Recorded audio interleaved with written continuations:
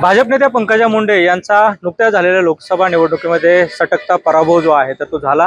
त्यानंतर त्यांच्या कार्यकर्त्यांमध्ये कुठेतरी तीव्र नाराजगी जी आहे तर ती पाहायला मिळते आहे। दोन कार्यकर्त्यांनी तर अक्षरशः आत्महत्या देखील केलेली आहे। तर आपण जर बघितलं तर अहमदनगरच्या पांगरमल येथील त्यांच्या समर्थकांनी अशा पद्धतीचे एक बॅनर लावलाय ज्यावरती पंकजा मुंडे यांचं राजकीय पुनर्वसन केलं नाही तर सकल ओबीसी समाज हा भारतीय जनता पार्टीसह सत्तेत असलेल्या जो कोणता पक्ष असेल त्यांना येऊ घातलेल्या विधानसभा मतदार निवडणुकीमध्ये जे आहे मतदान करणार आहे असा बॅनर जो आहे तर तो लावलेला आहे। त्यामुळे राजकीय चर्चांना उधाण आलेलं आहे। पंकजा मुंडे समर्थक जे आहेत तर ते आपल्या सोबत थेट त्यांच्याशी आपण बोलणार आहोत। काय नेमकी हा बॅनर लावण्यामागचे उद्देश आहे, काय नेमके आपले म्हणणं?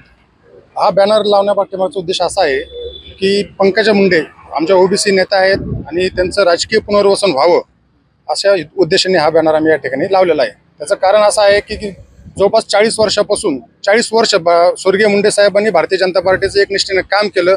हा पक्ष वाड्या वस्त्यावर ग्रामीण भागामध्ये पोहोचण्याचं खरं काम कोणी केलं असेल तर स्वर्गीय मुंडे साहेबांनी केलं। त्यानंतर त्यांच्या पाठोपाठ आज लोकनेत्या पंकजाताई मुंडे या भारतीय जनता पार्टीचं एक निष्ठेने काम करतायत।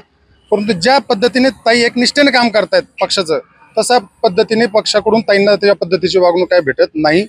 त्याच्या विरुद्ध ताई ज्यांचं समाजामध्ये काही काम नाही, भागवत कराडांसारखे लोक असतील त्या लोकांना तुम्ही राज्यसभेवर घेऊन त्यांना मंत्रिपद देतात आणि हा समाज ज्यांच्या पाठीमागे उभा आहे त्या नेत्याला मात्र तुम्ही संपवण्याचं काम तुमच्या माध्यमातून जर चालू असेल तर त्यांनी हे लक्षात घ्यावं की आयऱ्या गैऱ्याला उभा करून या समाजामध्ये जर विभागणी होईल असं जर कोणाला वाटत असेल तर त्यांचा गोड गैरसमज आहे।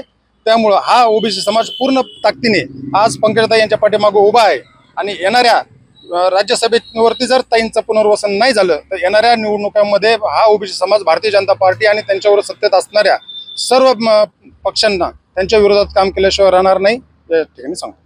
एकंदरीत जर बघितलं तर पंकजा मुंडे यांचं राजकीय पुनर्वसन केलं नाही तर येऊ घातलेल्या विधानसभा निवडणुकीमध्ये भारतीय जनता पार्टीसह सत्तेतील जे पक्ष आहेत त्यांना मतदान करणार नाही अशी भूमिका ओबीसी समाजाच्या वतीने घेण्यात आली आहे। कॅमेरा पर्सन प्रसादसह सुनील भोंगळ, एबीपी माझा, अहमदनगर।